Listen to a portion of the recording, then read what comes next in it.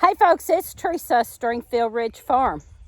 This is kind of an impromptu video because I wasn't planning on doing this. So I just got out here this morning working in my garden and thought I'd show a little bit and a few things that have come to my attention. And it's nice right now, but it's been so hot and it's starting to get hot. It's about 9:30, I think. And my herb garden is still shaded. My herb garden stays pretty shaded until about 11. And then it gets full sun from 11 to about 4:30 maybe. And so it's perfect for an herb garden. Not so perfect for some of the things that I plant out here, but I do it anyway. But it's great for herbs, and it was really good for my cabbage. If you've seen the cabbage picture, I'll show that here.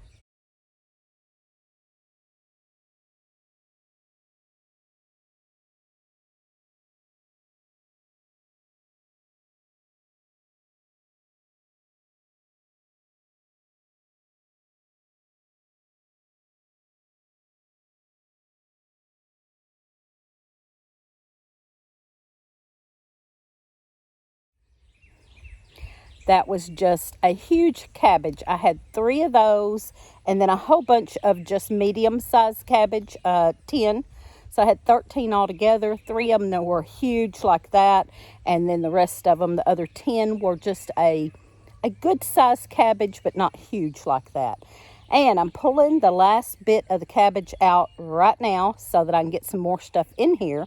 I never planned on having cabbage this long in the year. I never do.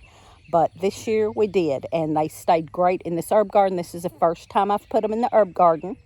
So, just to say, I think the reason the cabbage got done so good here this year was because the herb beds are compost, complete compost.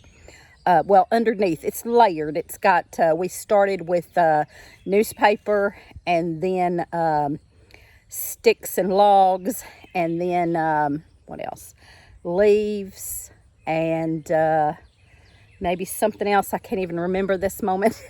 And then compost, finished off the last probably 6 or 8 inches. So highly composted and partial shade, and I think that's what made these cabbage do so good. I had started them early inside the house, so that helps here, because once it turns hot here, it turns hot fast and hot and humid fast. So usually my stuff bolts before we get good heads, but or before we get any heads. But anyway, this year they done great in the herb garden. So from now on, cabbage will be in the herb garden. Anyway, I'll show you what that looks like, and I've taken the last bit out. There's the last bit of those cabbage. These were the smallest ones, and you can see that head in there is not huge. It's kind of about a medium size head, I guess. Some of them are small. A couple of them are small. Some of them are medium size. We've already taken most of them out. These were the last few that were small, but I'm done, ready to move on and get something else in here. So let's go over to the herb garden.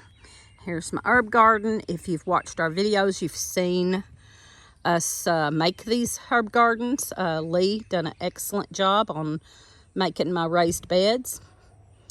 And I have really enjoyed my herb garden. I have a bench over there to sit on. In case you haven't seen, I'll show that real quick. In case you haven't seen, it's a little weedy. It's a little weedy right there right now.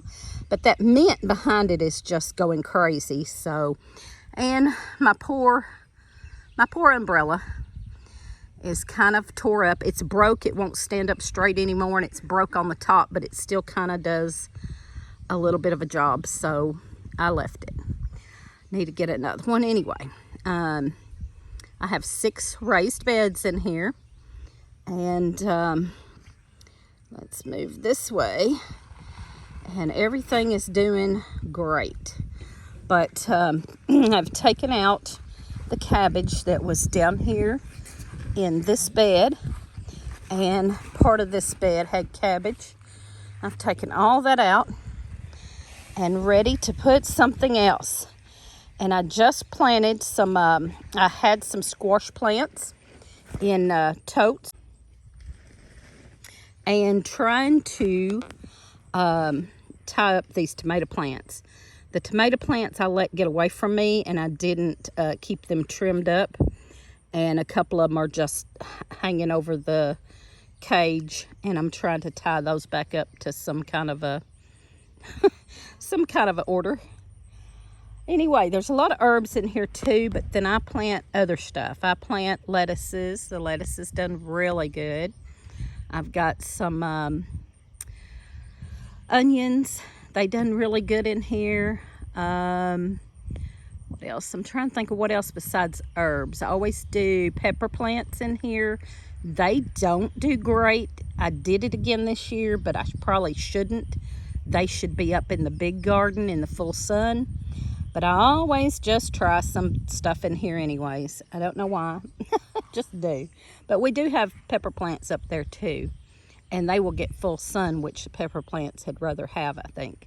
So, I'm always trying different stuff back here. The Malabar spinach. Whoops. Malabar spinach does good here. Like I said, lettuces, any of the cool weather crops do good in here. I did do sunflowers in here this year. Don't know how they're going to do. They looking pretty good. But they probably need it full sun also. Scarlet runner beans do really good in here. So, there you go. Besides herbs, my herbs always do good in here. There's some ashwagandha. And the Swiss chard done really good in here. Of course, any of the brassicas and lettuces have done really good in here. And it needs weed eating. But, yeah, it got away from us quick. So, what else? Oh, the marigolds. I have all the marigolds in here. I said I wasn't going to do that this year, but I did it anyway. Yeah. I put marigolds everywhere. Of course, my herbs do great in here. I've said that. That's all.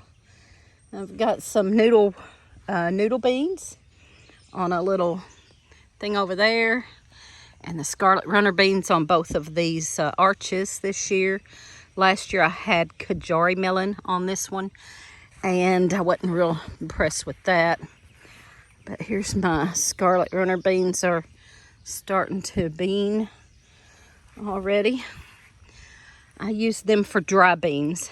I don't pick them early. I let them go until they dry up and then get dry beans out of them. So there you go. Everything's looking good, going good, and I am planting more today. Just a little update there. And what are you doing today? Well, I was fixing to go over here and look at this tree over at Glenn's real fast. Cutting up wood?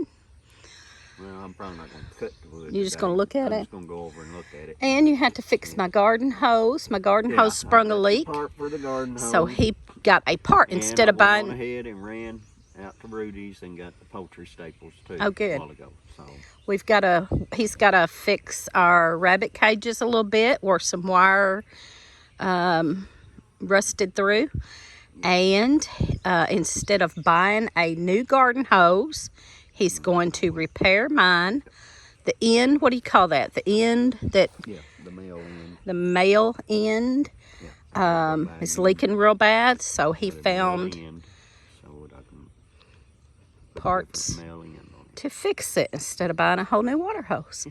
How much did the part cost? $2. $2. There you go. Awesome. Say $3. Yeah, I'll have a new water hose. That's awesome. So, that's what we got going on. Yep. So that's what I was going to tell you. I was fixing to run over the Glen real fast. Okay. And look at the tree. I'm going to garden. You going to garden? I'm going to garden. Well, you gardener, Miss McDonald. So the thing I wanted to show, almost forgot, was these clips. I got these clips to pin up my tomato plants with, and they did not do no great job. So I'm just going to say these clips that I got at the Dollar Tree, I do not like them. I already had a couple break, and they don't open up wide enough to get very far around anything.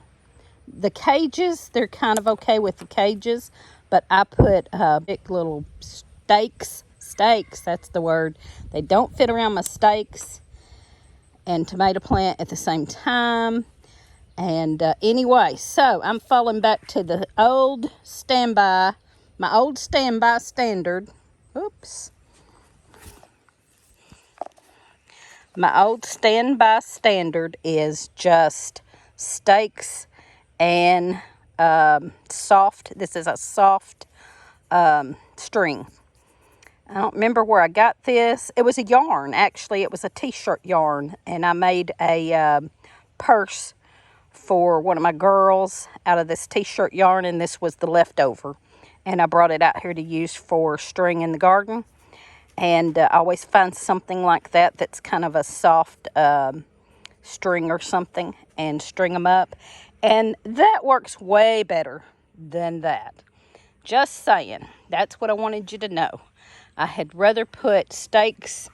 What I do, I put a cage like that. There's one of my tomato cages on a tomato plant. And then I will put a stake up in there beside it and use the string to kind of keep the stake tied up. Now, that works to a certain extent. But like this one, I've got one falling over.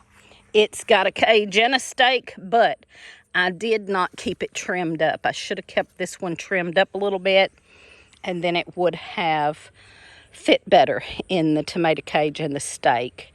There's lots of different ways to stake up your tomato plants, but all I'm saying here is the clips did not work for me, so I always end up with string. There's one of the clips. There's string. I like the string much better. I do a cage, a stake, and then just tie them up with strings to keep them up on there. And you can see one is falling over. I'm going to have to probably cut that one off and get this sucker tied back up. I might have to get another stake in here. Anyway, that's what I got going on. This one is just got a tomato cage right now. So I will have to get a stake in there beside that and tie that up. So, all right. So, thanks for watching. Give us a thumbs up, comment, and subscribe. And Lee said y'all come back here.